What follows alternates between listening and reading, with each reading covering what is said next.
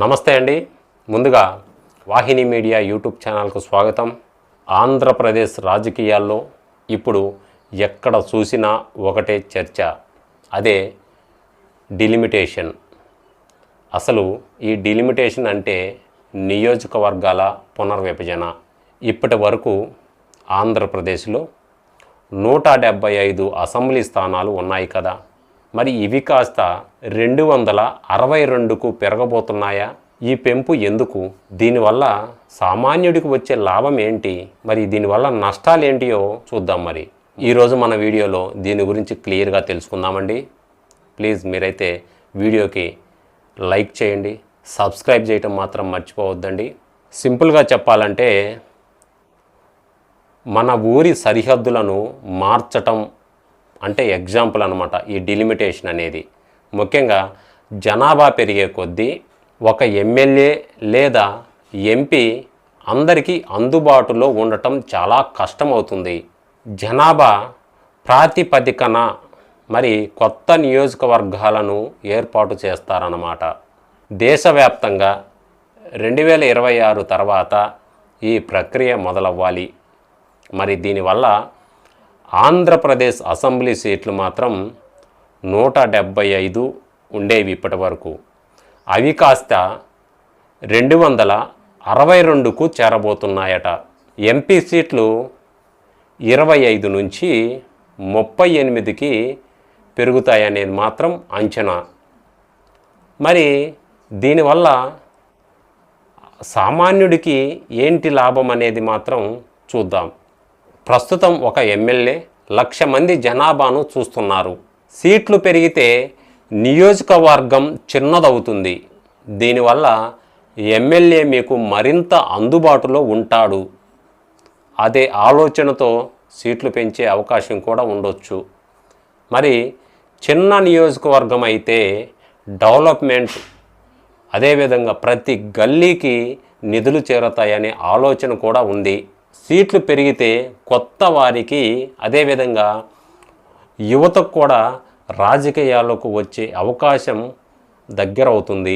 అయితే ఇక్కడ ఎమ్మెల్యేల సంఖ్య పెరిగితే వారి జీతాలు కూడా, మరి వారికి ఇచ్చే పెన్షన్లు, అదేవిధంగా వారికి ఆఫీసులు, ఇంకా వగైరా ఇవన్నీ కూడా రాష్ట్ర జనాభాపై మోయలేని భారం అవుతాయి. ఇది ఒక మైనస్ పాయింట్. ముఖ్యంగా ఇది పెద్ద కాంట్రవర్సీ కూడా అవుతుంది. ముఖ్యంగా జనాభా నియంత్రణ బాగా చేసినందుకు మనకు శిక్ష వేస్తున్నారా అనేది మాత్రం ఇది ఒక గుణపాఠం అనే చెప్పుకోవచ్చు. ఎందుకంటే ఉత్తరాది అంటే యూపీ, బీహార్, మరి అక్కడ జనాభా ఎక్కువ కాబట్టే అక్కడ సీట్లు భారీగా పెరుగుతాయి. మరి రేపు ఢిల్లీలో వారి మాటే చెల్లుతుంది. ఆంధ్రప్రదేశ్ లాంటి రాష్ట్రాలు అక్కడ వాయిస్ తగ్గే ప్రమాదం కూడా ఉండొచ్చు అని కూడా ఒక కోణం ఉంది. అయితే ఈ డిలిమిటేషన్ వెనుక రాజకీయ కుట్ర ఉందనేది మాత్రం ప్రధాన అంశంగా చూడవచ్చు. ఏపీ కాంగ్రెస్ అధ్యక్షురాలు షర్మిల గారు కూడా ఇప్పటికే ముఖ్యమంత్రికి ఒక లేఖ రాశారు.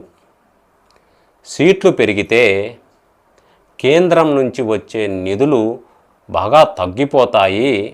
ఏడాదికి దాదాపు 20,000 కోట్ల రూపాయల నష్టం వస్తుందని రాష్ట్ర ప్రభుత్వానికి లేఖ రాశారు. ఇక్కడ కొత్త నియోజకవర్గాలలో ఎస్సీ, ఎస్టీ రిజర్వేషన్లు ఎలా మారుతాయి అంటే మహిళా రిజర్వేషన్ల బిల్లు వల్ల ఏ సీట్లు మహిళలకు వెళ్తాయి అనేది మాత్రం ఒక ప్రశ్న. ఇది ఇప్పుడు ఉన్న సిట్టింగ్ ఎమ్మెల్యేలకు నిద్ర లేకుండా చేస్తుంది. ముఖ్యంగా తమ సీట్లు రిజర్వ్ అయిపోతే తమ రాజకీయ భవిష్యత్తు కూడా మరి ఉనికినే కోల్పోతున్నారని కూడా ఇది ఒక వాపోదన. ముఖ్యంగా ఆంధ్రప్రదేశ్ రాజకీయం అంటేనే కులం.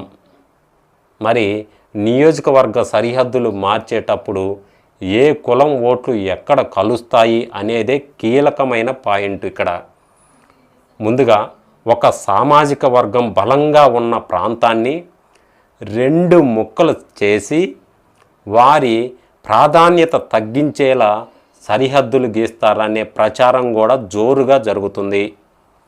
మరి ఇది ఖచ్చితంగా ఇలా జరుగుద్దనే ఆలోచన కూడా ఉంది. అంటే అధికార పార్టీకి అనుకూలంగా ఓటర్లను సర్దడం, ఇది జరిగితే కానీ ప్రజాస్వామ్యానికే ప్రమాదం అనే వార్తలు కూడా వినిపిస్తున్నాయి. ముఖ్యంగా డిలిమిటేషన్ అనేది కేవలం సీట్లు పెంపు మాత్రమే కాదు, ఇది ఆంధ్రప్రదేశ్ రాజకీయ ముఖ చిత్రాన్నే మార్చేసే ఒక పెను తుపాను. దీనివల్ల రాష్ట్ర ప్రజలకు మేలు జరుగుతుందా లేక ఉత్తరాది పెత్తనం పెరుగుతుందా అనేదే కాలమే సమాధానం చెప్పాలి. దీనిపై మీ యొక్క అభిప్రాయం ఏంటి? ఈ డిలిమిటేషన్ అనేది మన రాష్ట్రానికి వర్తిస్తుందా లేదా, మరి వస్తే మంచిదా కాదా? మీ యొక్క అభిప్రాయాన్ని కామెంట్ సెక్షన్లో తెలియజేయండి. మరి ఇలాంటి లేటెస్ట్ పొలిటికల్ అప్డేట్స్ కోసం చూస్తూనే ఉండండి వాహిని మీడియా యూట్యూబ్ ఛానల్. నా పేరు విశ్వరూపాచారి. మరో మంచి వీడియోతో మళ్ళీ మీ ముందుకు వస్తాను. అంతవరకు ధన్యవాదాలు.